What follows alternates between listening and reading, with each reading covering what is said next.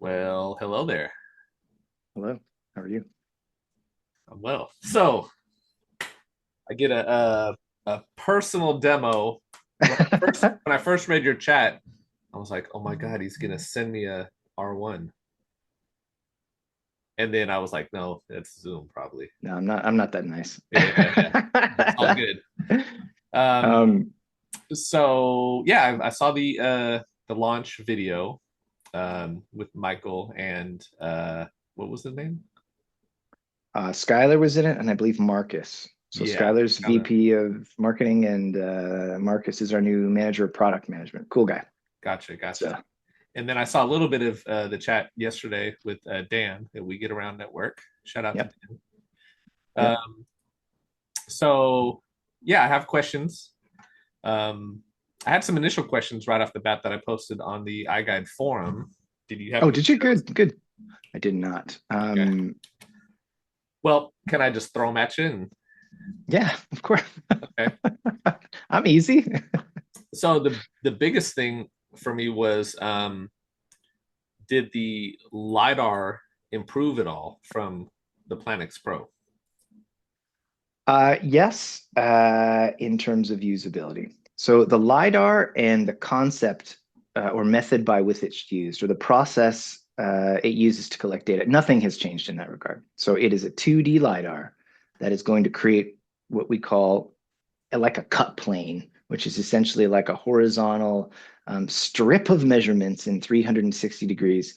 Is exactly what the new camera creates, and it's exactly what the old camera created, and it's exactly what the previous old camera created, and then go back to Yeah. 3 or 4 generations, and it's all the same thing. There's just different ways to get it, and slightly different technologies used to combine that with images. And there's a good reason behind that. Would you like to hear it? You'd like to hear it? Here it goes. Can you imagine if he said no? I'd be like, all right, we're done. Thanks. Good job. Well, So, yeah, so go for it. the way that iGuide technology works is that it captures things in a way that is extremely translatable into floor plans. So what I mean by that is that 3D data is awesome. No one's going to say no to that. But 3D data is not required to make extremely accurate floor plans that are, that have integrated visuals. Obviously, there's floor plans and then like the 3D tours resulting from that. But Yeah. the 3D LiDAR, or sorry, 3D data from a LiDAR device or any type of scanner is not required to make an iGuide. So the principle behind this camera is not to capture 3D data. That's cool. Other cameras do that. The whole point of the new camera is to do what it does or what previous generations did, but do it better, if that makes any Yeah. sense. So the 2D aspect, it's still there. But what's been improved is the usability. So that's just how you capture that data using the system. And then also, yeah, you probably saw in the event, the image resolution is much higher. Yeah. It's nice. It's nice to have. Everybody likes high resolution images. No complaints there. Did that make any sense, what I just said? Yeah, totally. I have follow-up questions though. Um, Okay, so I go guess for it. I'll jump into well, let's keep on the LiDAR.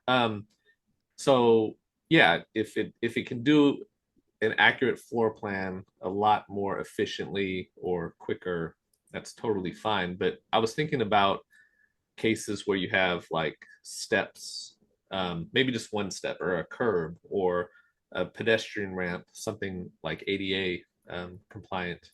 Um, that 3D data would help, I would think. Um, It could under certain circumstances, but it's not required. So interestingly, iGuide and its technology doesn't really get credit for the amount of data and the way it's collected. It doesn't get the credit it should. There you go. okay. We're underappreciated. There you go. And the reason I say that is that it's easy to understand, I think, like a LiDAR in a horizontal plane. It's a bunch of dots. You look at it, it looks a bit like an outline of a space. Okay. Right. And I think it's easy for most people now, anyway, to understand a 360-degree image. But the real magic of iGuide, and the reason this camera uses the exact same method as previous cameras, is that there's way more data there than you think. Mm, The 360-degree image itself could be used through triangulation or photogrammetry to understand a 3D space. We Right. don't do that, but you could. So the image data alone is enough if you really wanted to use it. And the same goes for LiDAR. If you really wanted to, you could take the LiDAR and you could capture in 3D. If you take the LiDAR and the 360 image and you combine them, what it does is it gives you the best of both worlds. You have not only triangulation, but you also have the accuracy of LiDAR. And they can be used in this really magical way. This is the magical essence of the iGuide. A draftsperson physically loads up the data on a screen and they look at it and they see a bunch of dots that represent a wall. And so that's enough to draw a wall. You just need 2 points and you draw Yeah. it. You can hit them, right? But what they do is they look at that wall and then they look at the image, the 360 image, and they go, oh, okay, that's a wall. And then if there's anything that deviates from that line, they look at the image and they can understand like what it is. Is it a bookshelf or a plant or curtains or whatever? Yeah. It also allows them to position not only in the data, but in the image things like windows, where they're placed on a wall, and identify other details and other structures so that they can draw it in.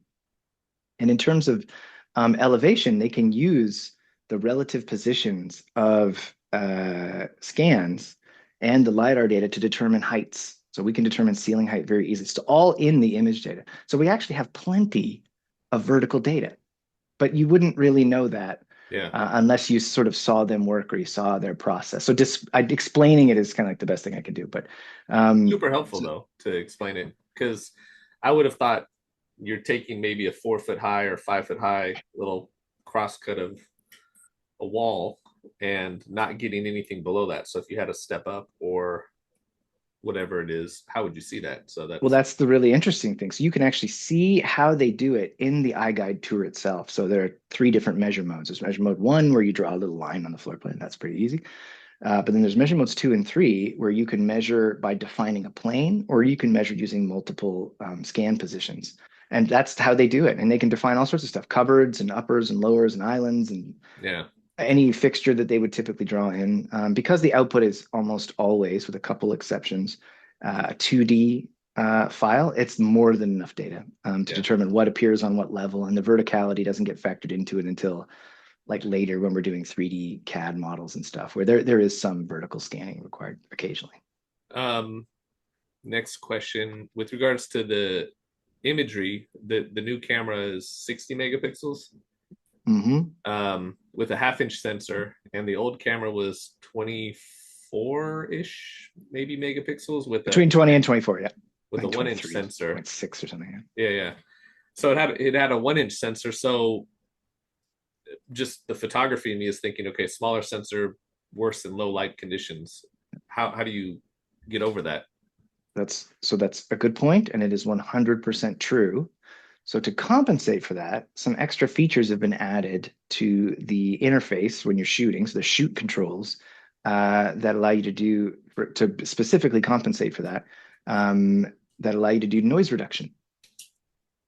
Okay. And it's really cool. So what happens is that you have the choice of enabling low, medium, or high noise reduction at the expense of speed. The camera will just shoot slower because what it's essentially doing is shooting multiple images and then combining them to reduce noise. It's very effective. The images look fantastic when this method is done. So it's not done in post, is what I'm saying. It's done while Okay. you're shooting with actual real data, which is the best way. And the images that come out of this camera can look better than the comparable Z1 images. So out of the Theta X versus the Z1, or out of the Planix R1 versus the Planix Pro, with no compromise in shoot time. Okay. So it's just as fast, even with noise reduction. But wait, there's more. We actually gave you the ability. Yeah, I've been saving that. I'm going to do it again later too, because I got a few of those. We gave you the ability to jack it up as high as you want. So if you want to really smooth it out, we not only give you like low, which is good enough, we give you medium and high, which averages even more images. And so the maximum shoot time might be like, I don't know, 20 seconds or something. So at the expense of time, you can take more images. And there are times where you're going to want to shoot with this camera dynamically. So not everybody wants this. Some people will just want to turnkey, like just set it. I don't want to think Yeah. about it, push a button. And that's great. That's you can totally do that. But for other people who want to approach it maybe more like their regular photography, where it's a bit more dynamic and they're willing to critically look at a room and say, okay, this is important. And I can see some really light areas and some really dark areas, and there's a potential for noise here, and I could really use noise reduction. Okay, then you could turn it up and take an extra 10 seconds to make the images look a little bit smoother. And then do the opposite when the situation is less critical. So obviously a big part of shooting an iGuide is measurement. So if you were measuring like a closet or an attached bedroom where they've dumped all the stuff and it's like, don't shoot that, but you have to shoot it for measurement. Well, then turn it all the way down and shoot that room in 3 seconds. Yeah. So this camera's cool. Everybody wants to know, is it faster? The answer is yeah, but it can also be slower. It's more dynamic. You can go from 3 seconds all the way up to 18 seconds if you really want to, or 16 seconds by changing the settings. So it's like a regular camera in the sense that Yeah. you can change the settings to meet the needs of the environment that you're shooting and the needs of your clients. Well, you just kicked off about 10 more questions I had. Oh boy. Well, we might watch. So yeah, you starting with the IMS5, I would turn off I think it was turn off HDR. I would switch the mode, Yep. right? When I was doing closets or garages, somewhere that I didn't need that photographic data, but just the lidar data, I would turn it off. And the Planix Pro, is so fast that Yeah. it's whatever. Um, do you have a timing comparison on like just an average house with the Planix Pro versus the R1 as far as per capture seconds? Not like capturing the whole house, but like each panel.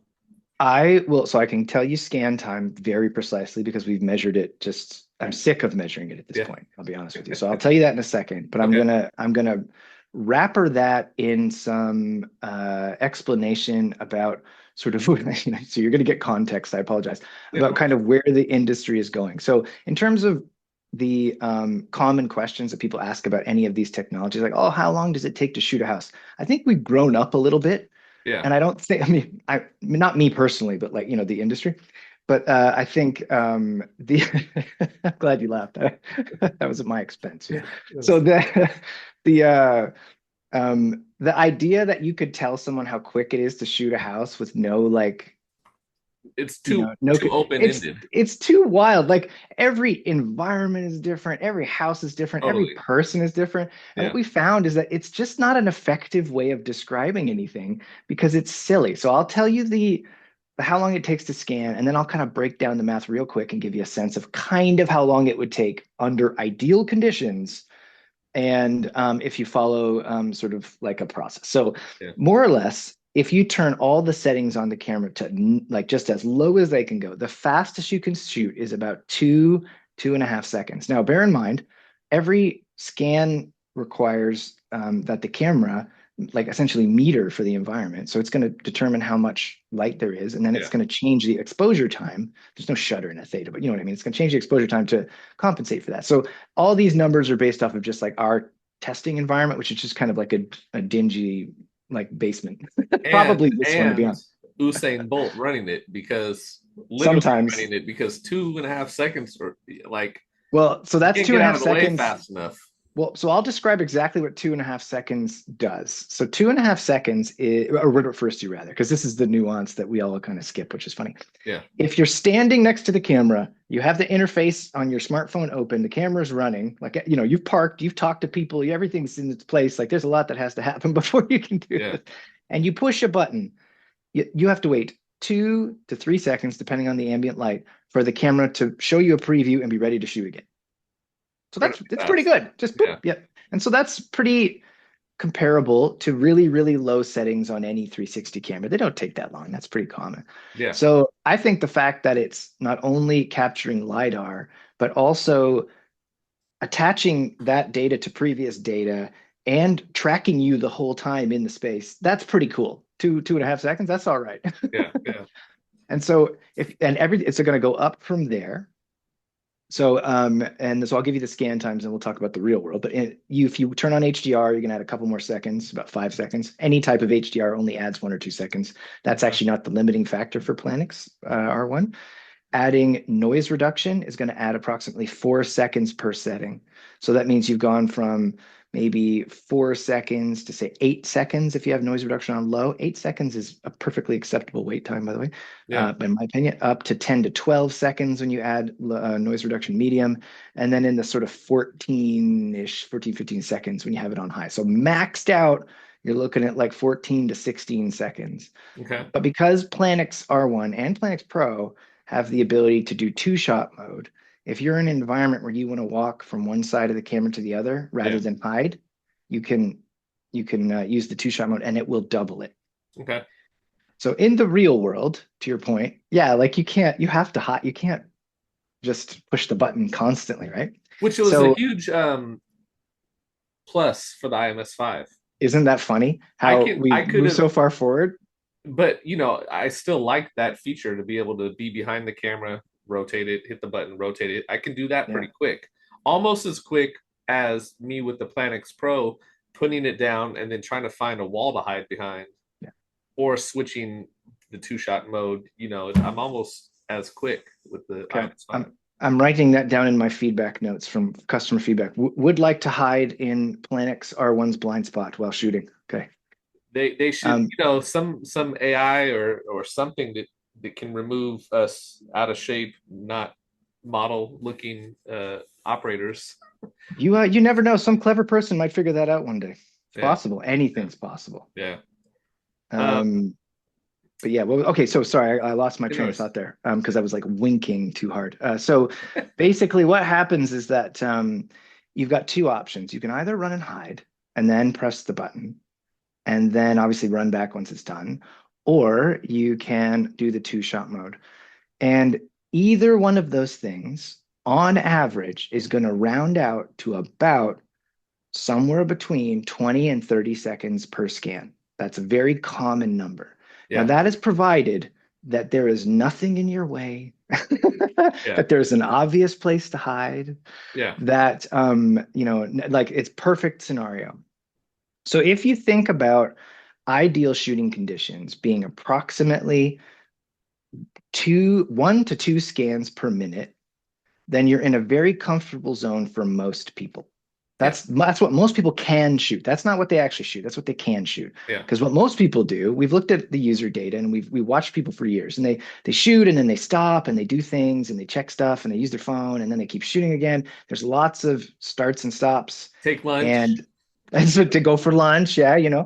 So that's super common. So we know that. So the goal with this camera in terms of speed is to make sure that it's not super fast, because at some point there's diminishing returns, is to make sure that it's transparent. Yeah, Give you the opportunity to do whatever you need to do and let the camera get out of your way. So it just needs to be fast enough to yeah, be something that you're not fussed about. There's obviously conditions you have to go hide and you have to run around the camera yeah, to do yeah. two-shot mode, but the goal is to make that 2 scans a minute 100% possible under ideal conditions, and then the rest of it, I mean, that's up to you, right? It's the conditions at the property, it's the people who are there, it's the, like, what shoes are you wearing that day, Right, that kind of stuff. right. That'll determine your speed.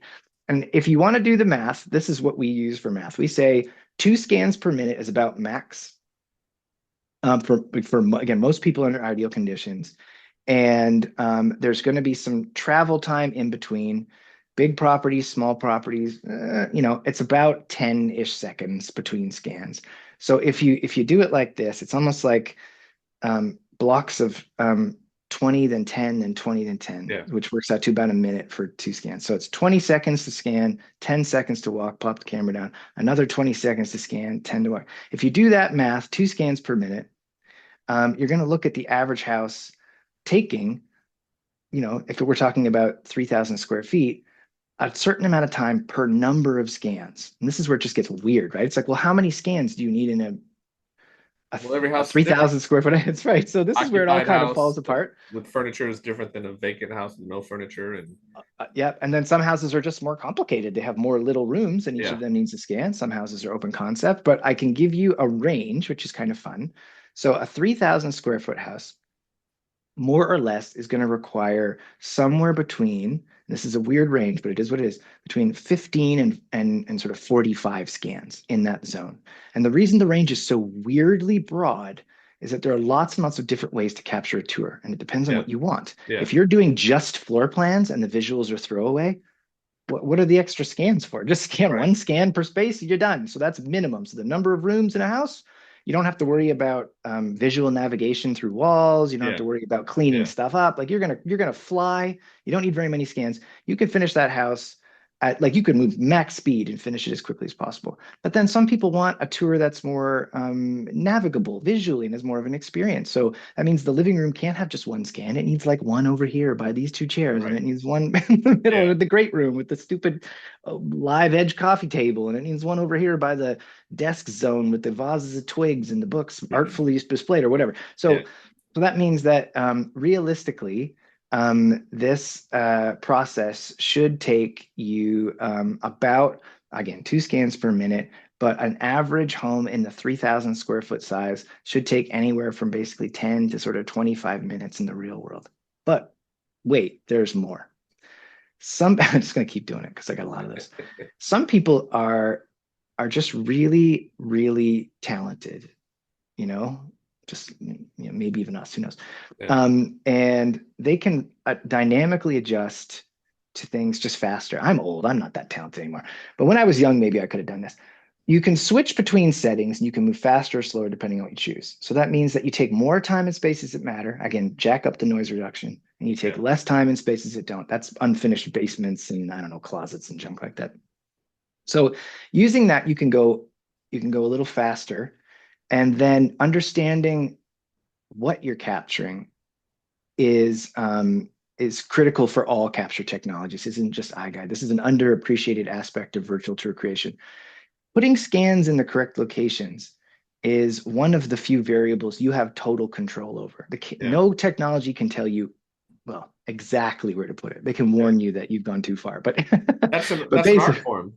it is. It's interesting too because it represents a perspective. Every scan position, regardless of technology, but that's certainly with Yeah. iGuide, represents a place where someone might stand to then obviously view that property, understand it, measure it, whatever.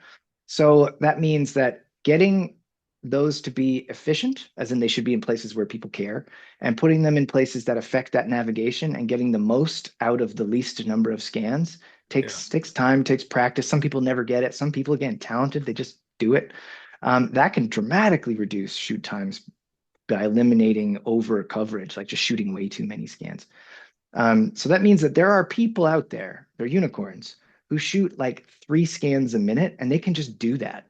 And but Yeah. those people are like, they're awesome, but they're quite rare. But the goal of the technology is to let those people do their thing. If they want to do that, they go right ahead. And so it's professional like results. Like there's no compromises here. It's just, the exact same tools, the exact same results, but they can move at that speed. So the goal of this camera was again to be transparent, but just so that you could worry about the stuff that's important to you. So if that's talking with customers because it buys you that extra time, okay, sure. If that's rearranging furniture because that's your thing, okay, that's cool too. If it's Right. giving you extra time to shoot whatever other stuff you're doing, video, drone, anything, walkthrough videos Yeah. or whatever, gives you that time back. Or if it's trying to make a better tour, this is the important one.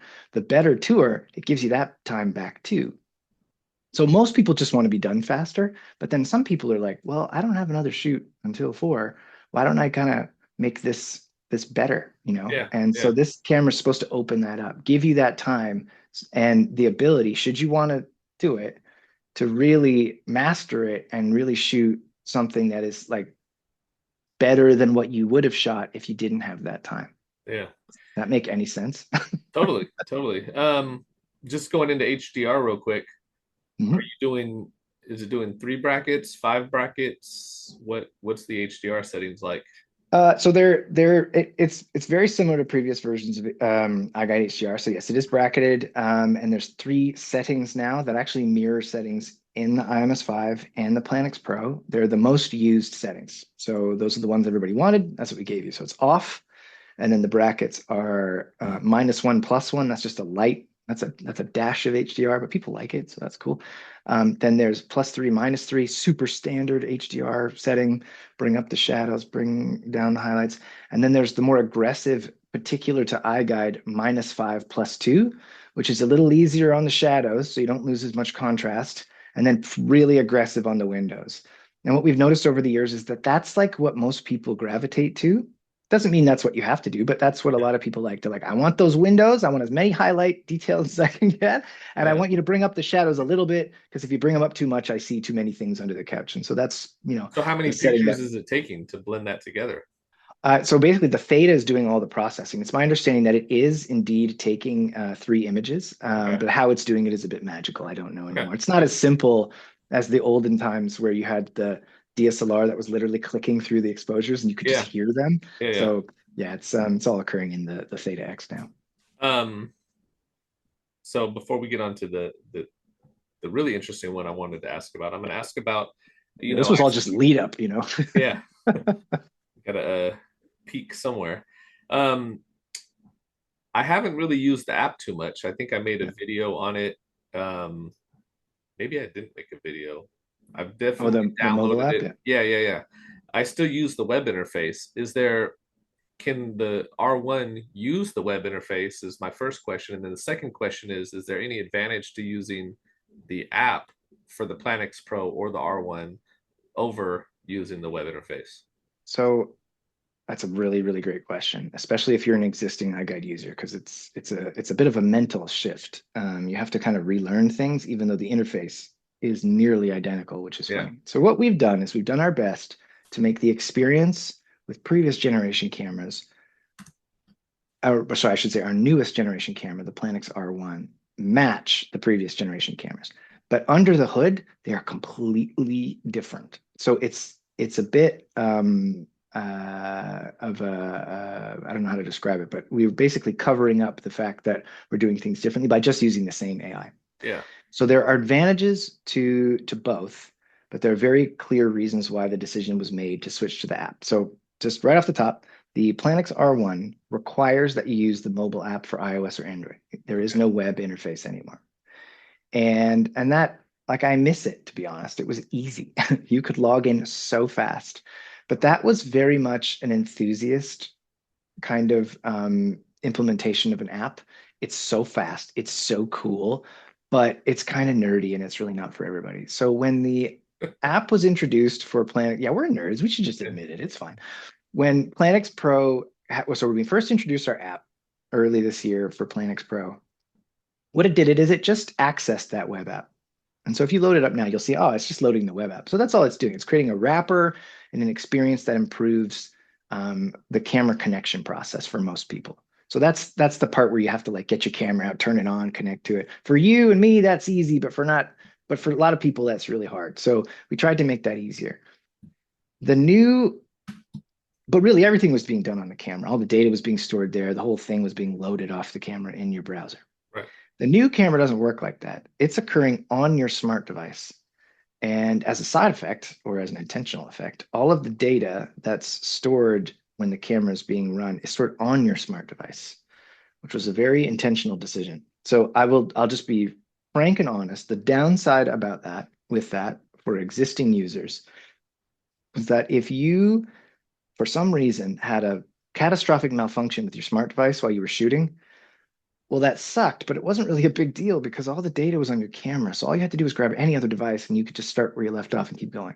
Right. So that, unfortunately, is no longer the case.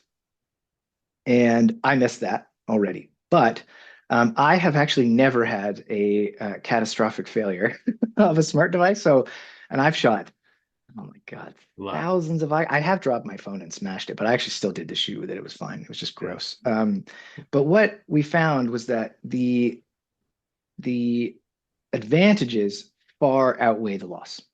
Yeah. So there are some advantages to having the data on your smart device. One is that this is just your USB drive now. All the data is just on here. And so you kind of always have this with you already, so you can't forget it. That's a big deal. People forget the USB drives all the time. It's in their Yeah. computer. So that's kind of cool, a quality of life bonus there.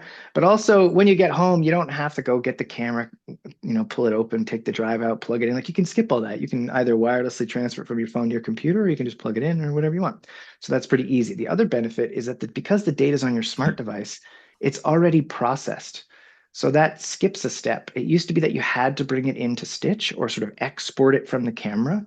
And that was a several minute long process. You don't need to do that anymore. It's all just Hmm. done already. And so while you're walking around, there's this like hidden benefit. thing that nobody can see, but is very cool. It's processing all your data as you're capturing. So just like previous iGuide cameras, we're not wasting that time. So when we talked about speed and like what's happening, we're using that time that you're taking in between one scan and the next. Yeah. Because we know that people don't, it's not magic. You don't just teleport to another location. There is a lag there. We use that time to process the data so that when you get home, that's it. It's there. Well, I Um, got more questions. I'm just giving you so much to think Yeah, about. yeah. We're gonna So, have like okay, 8 of these calls and we won't even get through it all. this is Um, a quick one. Is the app available for tablets, it is, yeah, tablets, phones, iOS and anything Android? you want. Okay, Yep, all right. yep. That's an easy There's one. no limitations there. As I get older, I find smaller screens are getting more and more distant from my face, and a tablet would be quite welcome. No, So, yeah, I have a iPad Pro 12 and a half inch or 12.9 inch. yep. It's And a so good job. that's, yep, 100% going to be usable. Yes. So It, the other, sorry, were you gonna ask a question well, again? just with regards to it being stored on the device, that brought up a couple questions. One, Mhm. I have photographers who shoot for me, and Yeah. so the process is whenever they're done shooting, they'll stitch it, but they'll provide me with the actual folder plus Yeah. the export folder. So the folder, all the panels, everything, all the raw data, I guess is what you would call it. Yeah. Can we export that raw folder structure from our device? And Oh, then you bet how? you can. Okay. Okay, I don't want to get too excited, but I'm a big like file system nerd, and so Yeah. I love having control. Like I make big stupid file systems and all everything's sequentially numbered and it's all perfect. Yeah. So, So this same. was like made for people like me. You don't have to do any of this, by the way. You can skip it all and just submit straight from your phone as well. But if you're like me and you like managing data, or like you and you have a need to have that project getting moved around, you just have access to it on your smart device. It's like in your files. So that means that you can do really weird stuff. You can connect an SSD to your phone and transfer it over and hand someone the SSD. Okay. Like that's it's kind of like video in that sense. You know what I Yeah. mean? Yeah. Often to bypass phone storage limitations, you'll just constantly be moving data off it. It's just like that. If you want to take that and plug a USB drive in and copy that data off, just like this was a USB drive, yeah, for sure. It's Okay. easier going from one system to another in some cases. Like going from an iPhone to a Mac is pretty easy. Going from an iPhone to PC is actually still pretty easy. I think Android to Mac is a little weird, but again, it's just a Yeah. USB cable. You just have to figure it out. But you can also use any wireless system, any cloud system, anything you want to move the data off of a phone. Again, it's just a file system.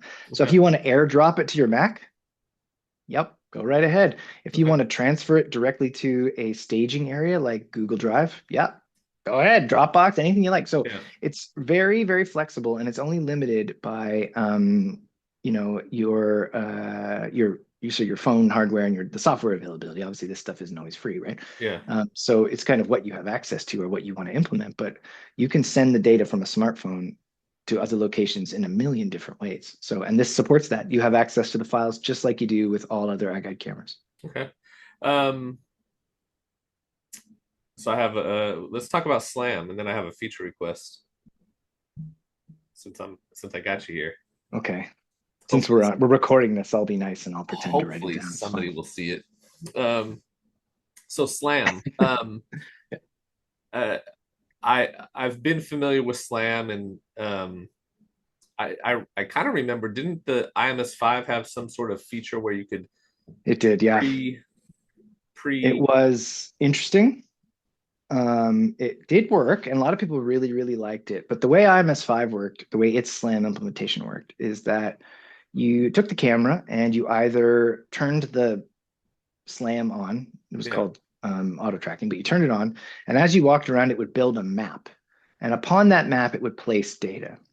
So instead of being like these discrete chunks of data that get kind of put together like a puzzle, it was like it kind of built like a puzzle outline and then it kind of slotted them in. And yeah, it worked, but it was confusing and it gave people this idea that they needed to capture this thing. But it was like optional, it's purely optional, it was just there for alignment.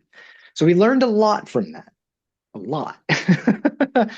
And when Planix Pro was created, we understood far better how people work with data. And what we tried to do was solve the problem. The problem is not necessarily in the data collection process. It's in coverage and alignment. So nobody can tell you where to put your camera. You need to tell the camera where to go so you can Right. capture what you need. And so the best job any technology can do, and this works for all capture processes, is just show you what you got so that you can make that decision at the end of a shoot. Like, did I get it all? Can I go home? And that for Planix Pro, that was auto alignment. We tried to make the data as clear and simple as possible Yeah. while still being like an obvious kind of top-down look at the property, but then give you the sense that as you capture, it's going to, connect itself. And then if it doesn't connect itself, maybe there's a little warning or whatever. And, Yeah. to varying degrees of success, we did achieve that. And then progress on to R1, and we from Planix Pro learned something else. And what we learned is that people are different. There's lots of different people out there. You It's don't say. just wild, right? Yeah. It's embarrassing that it took us so long. But because we've worked with people and this LiDAR data for so long, what we saw was this recurring pattern that happens over and over. Some people look at that data, they take their smartphone and they look at it and they're just full of confidence. They're like, I understand that. That's the living room. That's the dining room. That's the kitchen. There's a window. That's a plant. Like they just get it. Other people look at that data and are horrified and are like, I don't know what this is. What are you showing me here? Is this spaghetti? And so there's lots of different ways to help people understand what the data is so that they can get that adequate coverage. Because at the end of the day, if you want to have a successful scanning technology, you need to be able to give people the tools to go out and like get what they need. Right. So we thought, okay, cool. What can we do here? And so one of the really interesting things about the data is that that slam provides like motion, and it provides this really interesting way of interpreting the data. So imagine for a moment that you see a map. Maybe that map's even on your phone, and maybe there's something on that map that represents you. As that thing moves, people are already conditioned to go, oh, I get it. That's me. I'm moving around. Yeah. It's just like GPS. So we tried to create something that was like indoor GPS. And so what we found is that when people looked at the data they were collecting and the SLAM was on and the SLAM was tracking them. So just in case anybody doesn't know, what SLAM does is it captures data all the time, LiDAR data, and it basically can be used to collect data, which we're not using it for, or it can be used to track the thing that is the LiDAR scanner itself through that space. And that's what we're using it for. But what we found is that when people saw the data and then they saw their camera or themselves moving in it, they went, "Oh, I get it. That's the living room. I'm in the living room. And look, I'm moving. Oh, now I'm going through the hallway." And so that really helped new users understand what they were looking at. So you and I, we're too good. We take for granted the fact that we can Yeah. just look at that data and go, "Oh, that's a map." But some people really struggle with that, and we didn't have a lot of strategies to deal with that other than SLAM and a few other techniques because it's such a challenging problem. But we recognize that, and so this is our next attempt at making that easier. So for an existing user who's really good, it's not much help. For a new user, it's great, Yeah. and for someone who struggles with it, it's great. But there's some weird side benefits by just using it. It doesn't hurt you to have it on. It doesn't cost anything. There's no cost at all. But for an experienced user, what it does is it gives you a little bit of safety because when you look at your data, you might see something missing, and you might think, "Oh, I should get that." And as you walk through the property, it can help you wayfind your way there because it tracks you. Hmm. So it really Okay. gives you that sense that you're being tracked as you walk through the property, and it helps you navigate to spaces that you might not otherwise find immediately. So it can save you a little bit of time, which is nice. Yeah. So kind of leads to another question I had about that. Um, for users who just needed a floor plan, didn't need any graphical data, is there a world in the future where we can use Slam and simply just walk around and capture it for data purposes, not just visually looking at the app, but capture it and then I was thinking about I did a 300,000 square foot warehouse recently, Mhm. and it's fine to go through. That's what I'm getting paid for, but to be able to just simply walk through as it's a Slam scanner would be a lot quicker. Was that your feature request? No, that wasn't it, but that, Oh, we got another one? yeah, Wow. yeah, So, okay, I'll speak to that. And the answer is, yeah, technically that's possible, but there's lots of compromises. So a big part of what makes iGuide is that the accuracy. What right, we do is we require this very specific data so that we can make an output that helps you build your business through trust and accuracy. So right now, the perfect combo is that LiDAR data from a stationary position with the 360 also from a stationary position, so that you have the accurate measurements from the LiDAR yeah. combined with the image data and so on and so forth. So switching, if we could have done that, we would have done it already if it would have made sense. So right now it doesn't, but that doesn't mean we're not constantly trying to think of ways to obviously improve the speed and the capture process. But interestingly, there is a very clear way to do that. It doesn't change the processing. It doesn't change anything in terms of cost. It's still the same iGuide cost, but the capture cost is greatly reduced if you just decide that the output that you want is floor plans. One of the really interesting things about iGuide that I'm constantly telling everybody, I don't know if people listen to me anymore. I think I've got that old man thing where I just keep talking and people are just like, oh, here goes Chris again. But I'll say it anyway, just in case somebody's listening. iGuides and the technology used to create them were primarily made to measure a property first and create a floor plan. And then you kind of get like a virtual tour out of it. A lot Yeah. of other systems are the reverse. They're meant to be these broad, comprehensive capture systems that either immediately create a visual experience or some sort of virtual tour. Right. So because it's floor plans first, that means you can shoot totally differently, and I mentioned this earlier, and much, much faster if you just want floor plans, and then you can just not use the tour. It's just optional. So again, if the processing is identical in terms of cost, but capturing can vastly reduce your time on site. You can go from 40 scans to like 10, 15 easily. One Yeah. scan per space, super minimal. And then it's just as fast as you can walk. I mean, it's obviously you have to place the camera, push a button and wait, but one scan per space, and then you're done, is significantly faster than how most people would capture a comprehensive virtual tour with like visual navigation. So that is an option right now. You can do it right now. Lots of people do it. So, okay, I'll save this next question I have for another date then. Okay. All right. Here's the feature request I had. Particularly if you can use SLAM in the sense of mapping the property. Um, can we get some sort of on-screen as we're going total number of scanned square footage? You know what? You're not even the first person to ask this today. That is so funny. So we actually have the ability to do this to a certain degree in different stages of the process. And one of the reasons we don't is because of real world experience. It's so funny. I've been asked during shoots so many times by agents or whoever I'm shooting for, hey, can you just tell me the square footage real quick? I just want to get this listing up. I'm like, no, no, no, no. I, I don't have access to it, but even if I did, you wouldn't want it. Like the whole value proposition for iGuide measurements is that that square footage is accurate and like legally defensible, and it follows like Yeah. standards, and there's a rigorous drafting process where like a professional drafter with 20 years of experience is going to look it over, and they're going to make that call. They're going to do the hard thing. They're going to say, oh, these little dots, those are a wall, and it's like I can't do that. I'm in the living room here. you Well, know here's where it um comes in. Here's where I think it would come in handy, at least to have some sort of approximate, and it could say there's a margin of error by Yeah, well, yeah, to your 10%, point, yeah, 5%, whatever it is. But um, in some industries, let's say uh, a wedding venue yeah, has an outdoor marriage ceremony location. It has an indoor reception. It has a place where the bride gets ready, where the groom gets ready.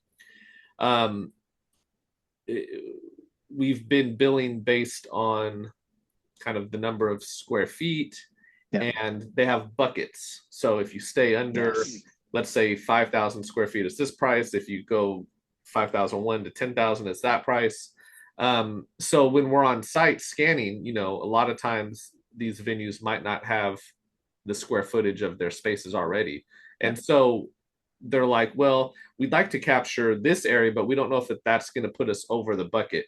yeah, So it'd be helpful to say, okay, well, we've currently scanned 5,000 square feet. If we add this extra little area in the park or the venue, it's going to push you over into that next bucket. Do you really want to do it, or do you want to save that square footage allotment for somewhere else? So that's Yeah. where I think it would come in handy. Not so much residential, Well, but in the I'll commercial. I'll uh I'll teach you a trick borrowed from facility management. So we have a product that you may or may not be aware of called Radix. Yeah, So what Radix does is it allows you to scan, but then nothing is interpreted. It's totally touchless. No drafter looks at it. It's just like the data is there and you have the 360 visuals. And so what that means is that you can use that data and there's no processing, so it's done almost instantly.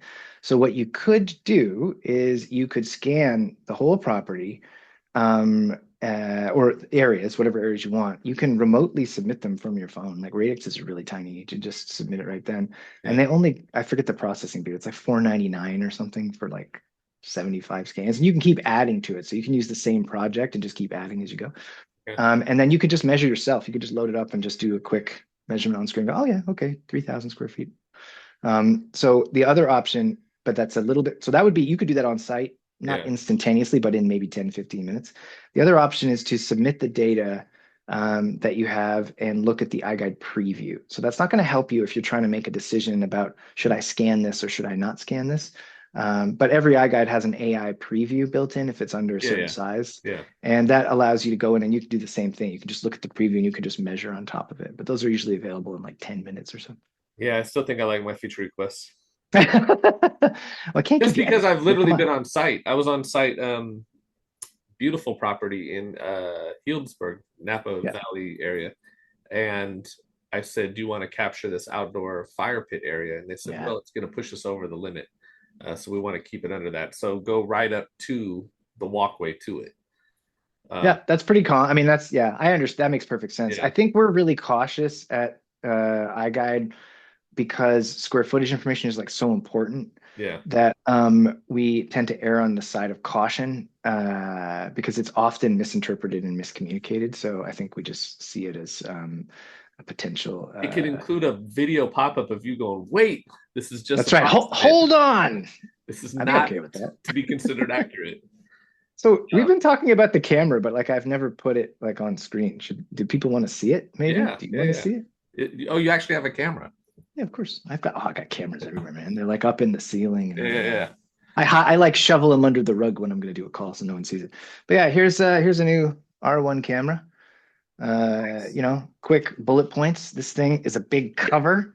I've never seen a camera ever have anything even remotely like this. It's a giant cover that covers all the lenses, the Lidar lens and the power button. Power Yeah. button's right there. And so for me personally, that's incredible. I can throw it in any bag I want.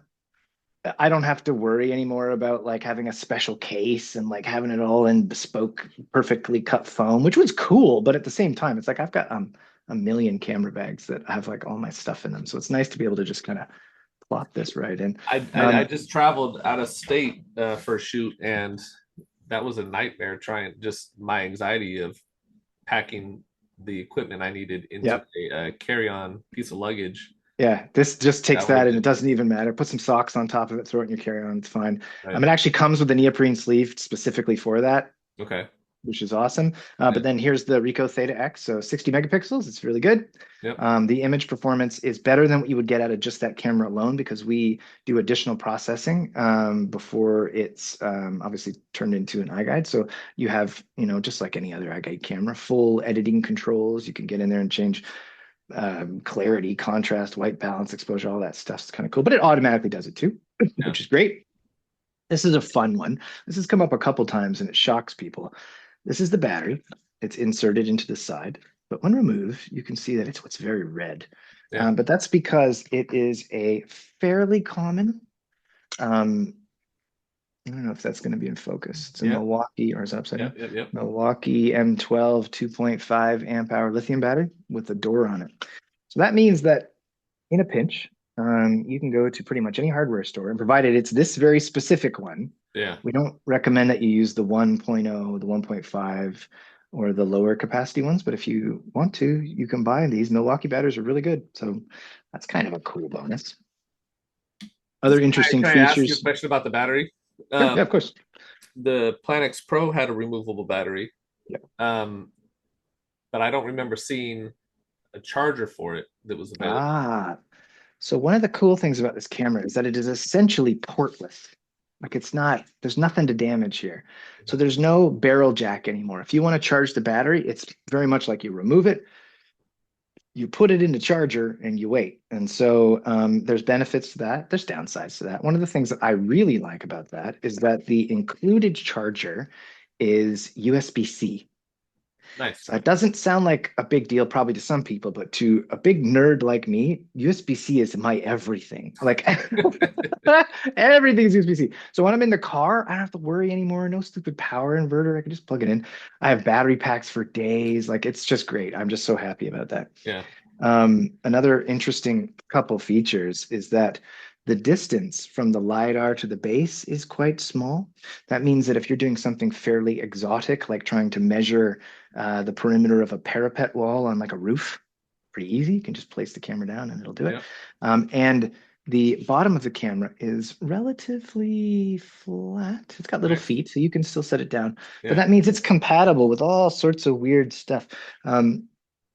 Any tripod you can imagine. It'll work with like just weird like video QR plates, Manfrotto ones that are old, or like Yeah.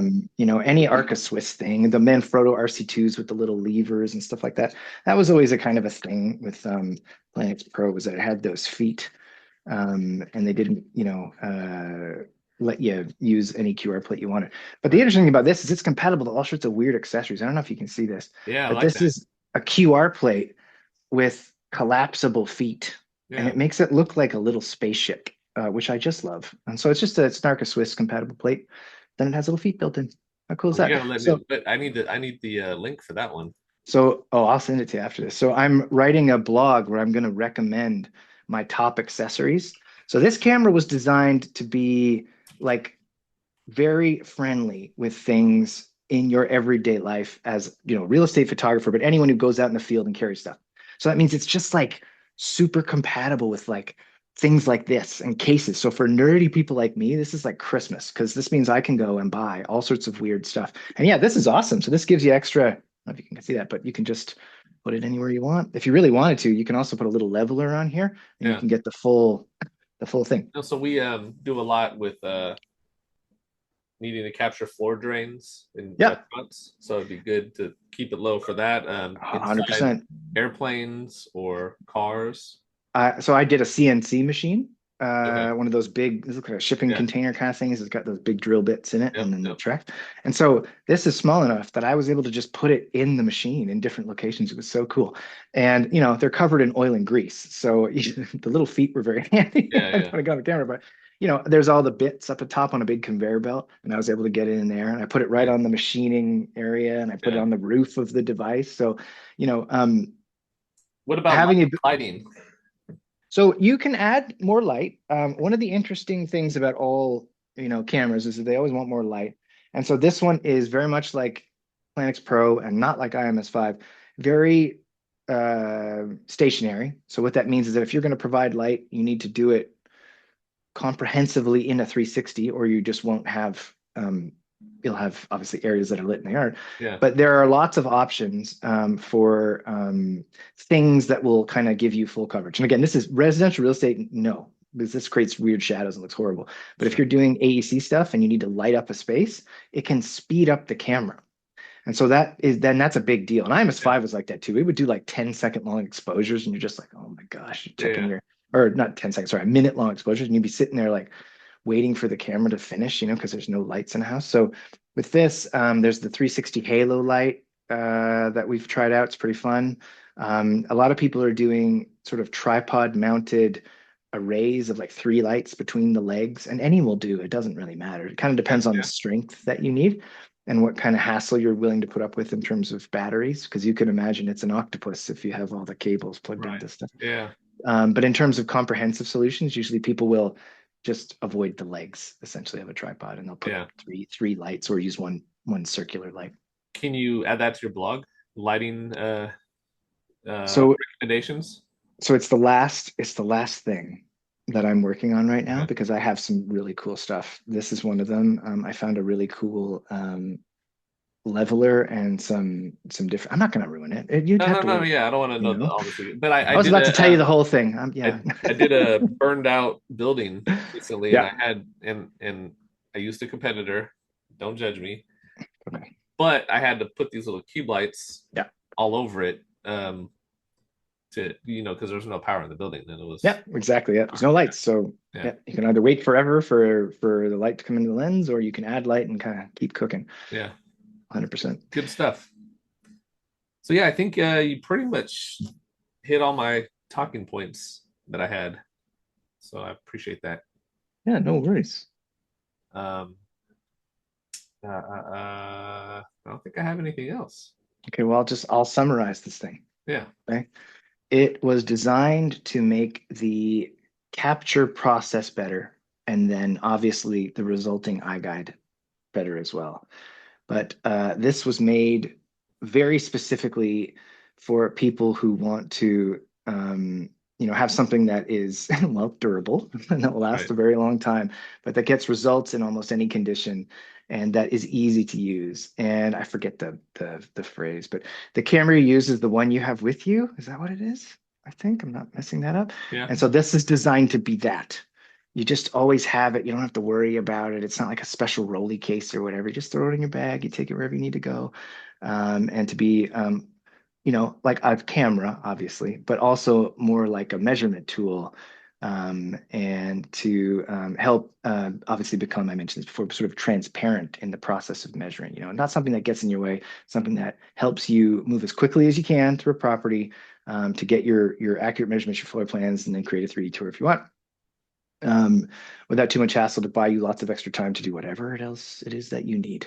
yeah. And again, not to I don't know, not to murky the water here, but I did a shoot recently with a competitor system, and I left a critical piece of the system at home, which was 2 hours away from where I was, Oh, yeah. and I couldn't do anything. Yeah. I had my camera gear, I had my Arca Swiss mounts, I had Yeah. everything else, but this one little piece I needed to get this other camera system to work. And so I had to wait for somebody to bring it to me, and that was time consuming and just unprofessional. And stuff happens, but I don't like it to happen to me. So having the ability to just use any type of tripod mount is huge, It's yes. Yeah. because I It's have a bunch of those laying around my car, like they're just everywhere. yeah. But I don't have the critical components for some of these other systems just Yeah. randomly laying around. So kudos to you on that. Thank you. Yeah, yeah. So cool. Cool. Well, thank you for your time. No worries. Greatly appreciate the chat. I'm gonna end our recording. Let's see if I can do this without hanging up on you. Or is this it? Maybe no. It changed it. Stop.